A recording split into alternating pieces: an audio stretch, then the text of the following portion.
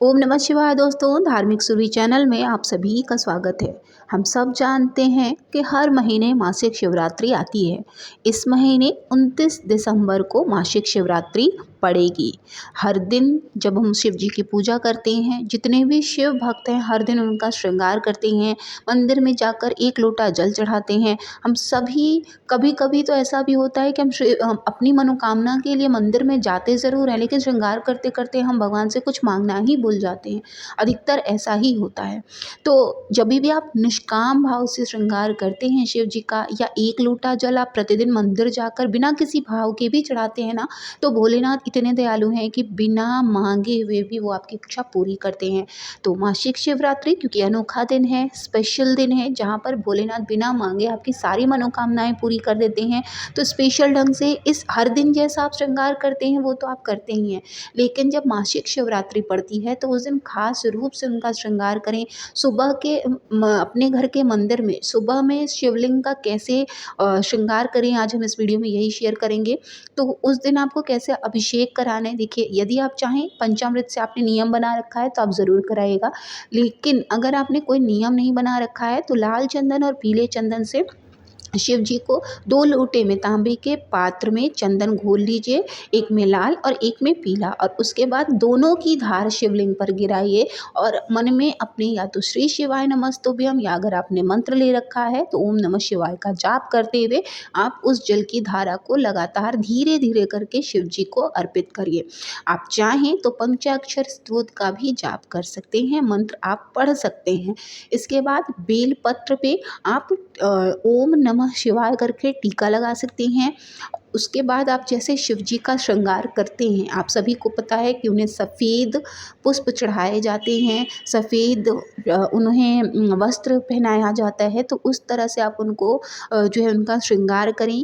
सबसे पहला जो पुष्प आप चढ़ाएंगे वो सफ़ेद ही होना चाहिए, चाहे वो धतूरे का हो, गुलदाउदी हो या फिर अपराजिता के फूल हो, जो भी हो, सबसे पहला सफ़ेद पुष्प का ही श्रृंगार होना चाहिए।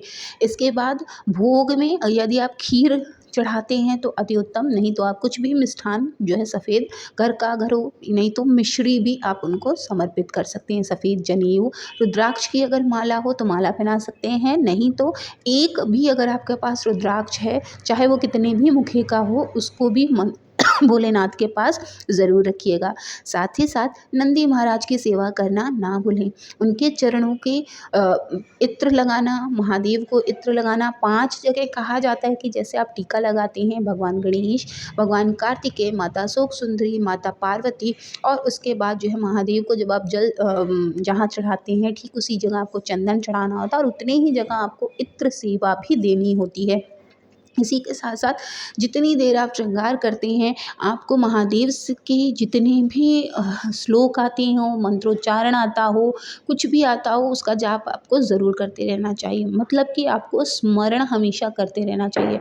कभी कभी निष्काम भाव से किया हुआ पूजा पाठ ही आपकी बिना मांगे मुराद पूरी कर देता है। तो मासिक शिवरात्रि पर आप जो है बिना मांगे उनका श्रृंगार करें। और जो बेल पत्र होती है, तो जहाँ पर 3 पत्ती ख़त्म होती है, जो डंडी होती है, उसको आपको पकड़ कर ही महादेव को चढ़ाना होता है। कभी भी कहीं भी पकड़ कर नहीं चढ़ाना होता है, इस बात का आप हमेशा ध्यान रखें।